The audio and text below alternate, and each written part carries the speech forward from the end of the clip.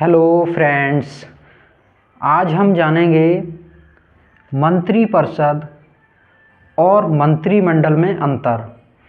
तो मंत्रिपरिषद और मंत्रिमंडल में अंतर जानने से पहले हमें जानना होगा मंत्रियों के बारे में।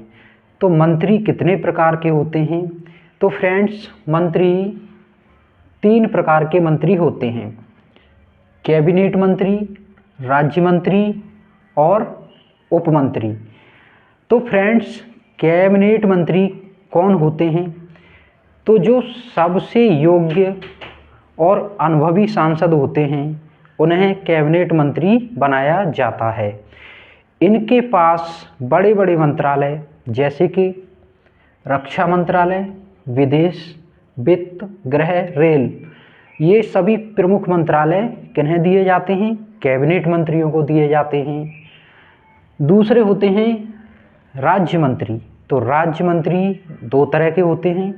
एक होते हैं फ्रेंड्स कैबिनेट मंत्री के सहायक और एक होते हैं स्वतंत्र प्रभार राज्य मंत्री। तो कैबिनेट मंत्री के सहायक, ये एक कैबिनेट मंत्री के अधीन 1 या 2 हो सकते हैं और ये अपनी रिपोर्ट कैबिनेट मंत्री को देते हैं। ये डायरेक्ट प्रधानमंत्री को अपनी रिपोर्ट नहीं दे सकते, ये किसे देते हैं? कैबिनेट मंत्री को।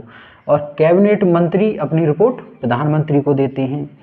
जबकि जो स्वतंत्र प्रभार वाले मंत्री होते हैं ये किसी विभाग के अध्यक्ष होते हैं, यानी कि इनके पास कोई भी विभाग होता है और ये अपनी रिपोर्ट डायरेक्ट प्रधानमंत्री को देते हैं।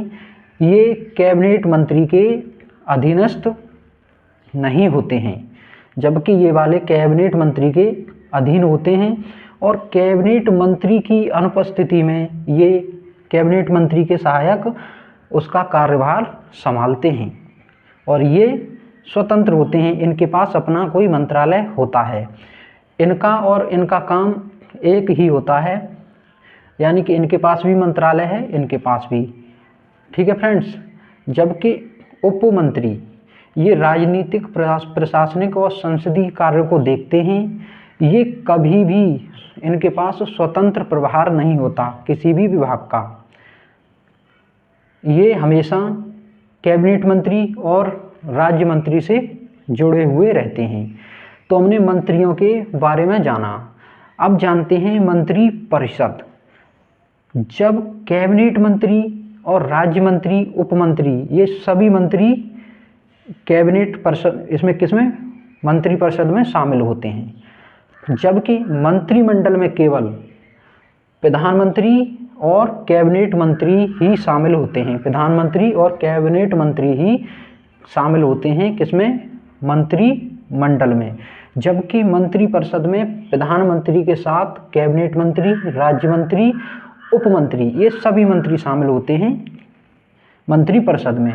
तो मंत्रिपरिषद का आकार मंत्रिमंडल से बड़ा है।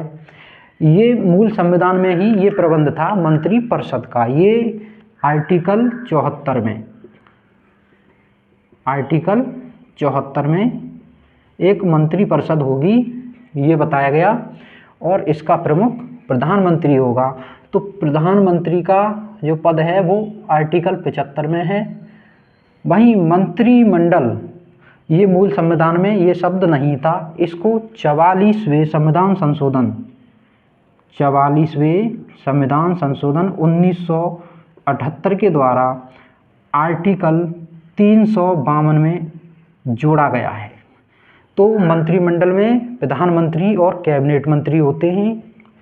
मंत्रिपरिषद में कैबिनेट मंत्री, राज्य मंत्री और उपमंत्री, ये सभी मंत्री इसमें होते हैं। तो फ्रेंड्स, हमने मंत्रिपरिषद और मंत्रिमंडल के बारे में अच्छे तरीके से जाना। वीडियो को लाइक करें, दोस्तों के साथ शेयर करें और चैनल को सब्सक्राइब करें। Thank you friends.